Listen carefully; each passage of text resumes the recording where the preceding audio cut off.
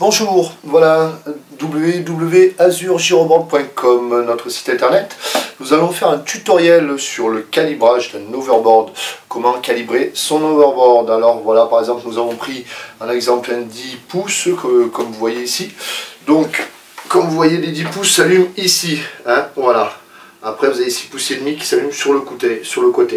Donc voilà, donc pour recalibrer, c'est très simple, vous voyez ce bouton là. Hein. Ce bouton, en fait, je vais presser dessus ces boutons on off, hein, voilà, donc là on allume, on éteint, mais la différence c'est que là on va rester le doigt appuyé sur ce bouton. Donc on va bien le mettre plat, sur une surface de niveau, hein, vraiment de niveau, pas qu'elle soit en pente ni rien. Toujours votre overboard, servez-vous des jointures des coques pour qu'il soit ni comme ça, ni comme ça. Comme vous pouvez voir, il faut vraiment que les deux jointures là, soient symétriques et rectilignes. Donc c'est-à-dire qu'elles se suivent. Donc voilà ce qu'on va faire. Donc là je vais l'éteindre pour commencer. Voilà. Donc pour le calibrer, votre overboard, il faut tout simplement presser le bouton on-off dessous en regardant bien qu'il soit d'aplomb. Je reste le doigt appuyé dessus. Vous entendez un petit bip. Et après les LED se mettent à clignoter. Comme vous pouvez le voir, ici elles clignotent.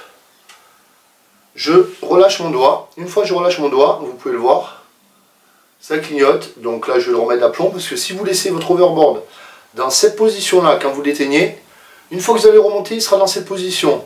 Ou s'il est dans cette position-là, pareil. Quelle que soit l'inclinaison que vous allez lui donner quand vous allez éteindre, il va la garder. Donc ce qui est important, c'est que vous soyez au maximum d'aplomb, bien droit. Vous regardez ça, d'être bien droit, bien d'aplomb. Une fois que vous êtes bien d'aplomb, voilà, comme vous pouvez constater là, c'est OK. Voilà.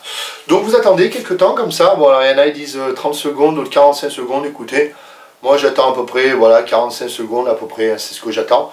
Mais surtout, ce qui est important, c'est que quand vous l'éteignez, vous ne bougez pas. Voilà, je le tiens. Je rappuie juste un coup sur l'interrupteur, juste un coup. Hein. Il s'éteint, parfait. Je n'ai plus qu'à rallumer mon overboard. Hop, et monter dessus. Vous allez sentir de suite si votre inclinaison a été bien faite avant de l'éteindre, parce qu'autrement, soit il sera trop comme ça, ou soit trop comme ça sur les talons. Soit trop sur les pointes, soit trop sur les talons. Donc faites bien attention, surtout, voilà, qu'il soit plat. Là, comme vous voyez, là, je me sens bien. Bon, après, ce qu'il faut, c'est rouler. Hein. Il ne faut pas hésiter à rouler, parce que c'est pas sur les petits parcours qu'on peut voir ça. Mais cependant, vous avez déjà un calibrage de votre overboard. Il n'y a pas plus simple que ça. Bon, après, voilà, il y en a, ils disent que ça résout les problèmes. C'est pas forcément, ça peut arriver, voilà, après des chutes ou quoi que ce soit, ça peut résoudre des problèmes. Mais cependant, des fois, c'est la carte mère qui morfle.